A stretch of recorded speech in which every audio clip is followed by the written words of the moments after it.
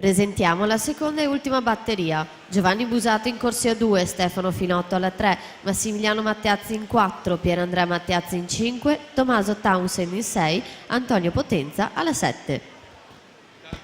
Intanto attenzione ancora a 100 farfalla junior maschi per la rinuncia di Nicola Spajic. Accede alla finale Filippo Fassina, Nord-Est H2O. Quindi Filippo Fassina, finale dei 100 farfalla junior.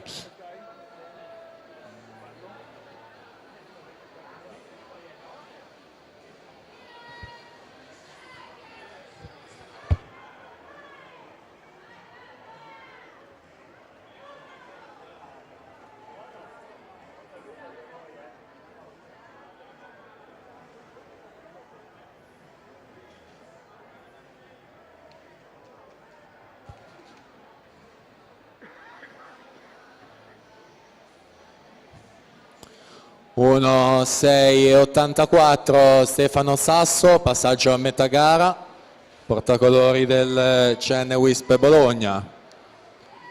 Migliore stagionale agli assoluti il 30 novembre, 2,13,69.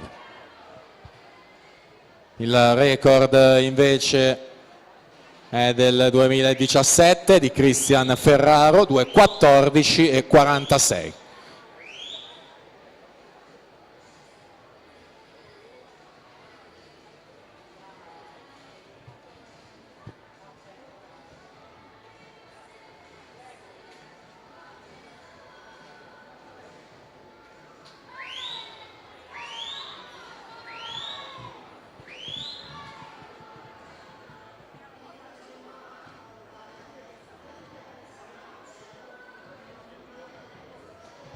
Stefano Sasso, classe 97, corsia 4, Gobbo alla 3, 99, Gabelli alla 5, 2000.